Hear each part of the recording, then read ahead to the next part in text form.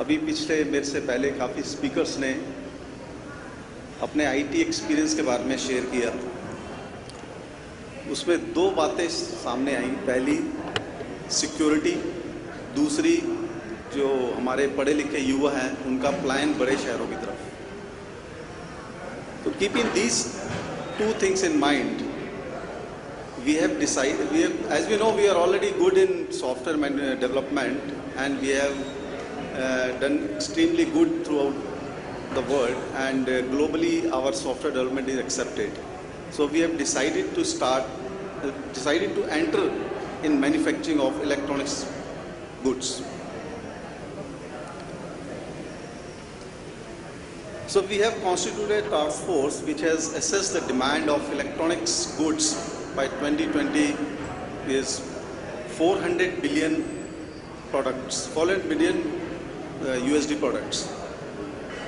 So there is two ways: either we start importing these goods or we, start manufacturing. If we start importing these goods, then our petrol bills will be lower than the import of electronics goods. And if we start manufacturing these goods, then not only we save the forex, but we will also generate employment within the country. So these are the major 20 products which contribute this magic figure of $400 billion. In addition to this, after 2014, Government of India has declared few more announcements. Some of these are, they have announced 100 smart cities, which has further added this demand. And after the successful implementation of metro rail in Delhi, they have planned to implement in another 50 cities, which is again added to this demand. And yes, most of the state governments have decided to implement LED in their street lights and domestic use to save power.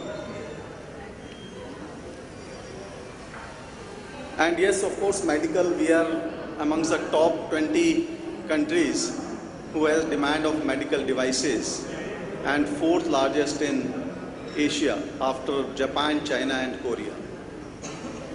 And Indian market size at present of electronic devices, medical devices, is 10 billion and is expected to grow to 50 billion USD in next 10 years.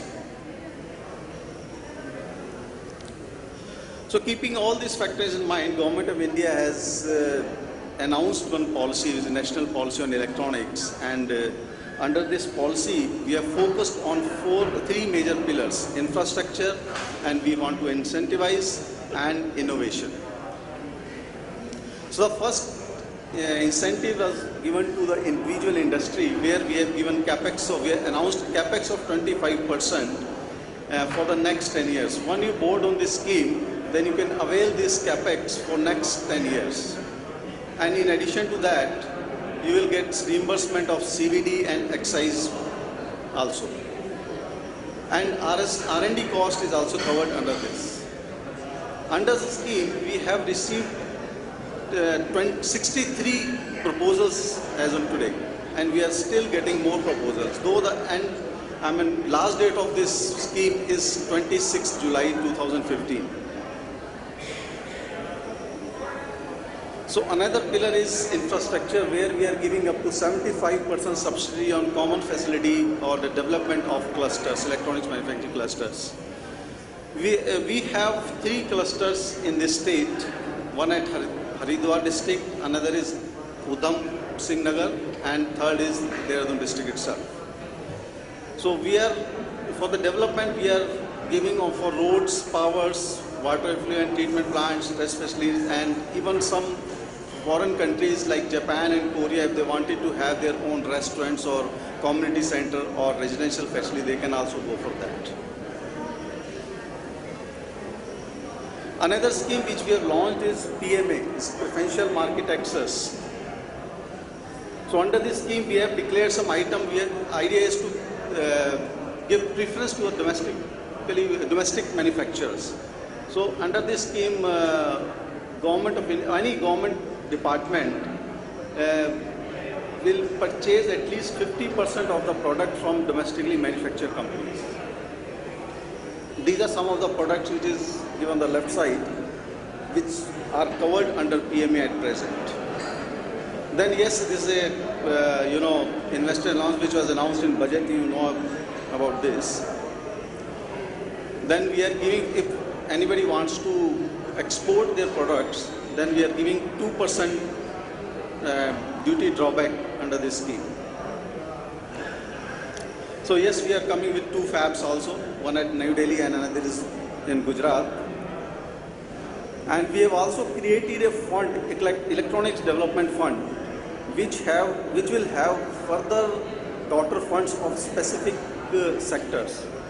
So presently this fund is approved and we are working on the other guidelines and modalities of this fund. And yes, towards the skill development, this is the third pillar of innovation. We are funding 75 to 100% of the training cost under this scheme.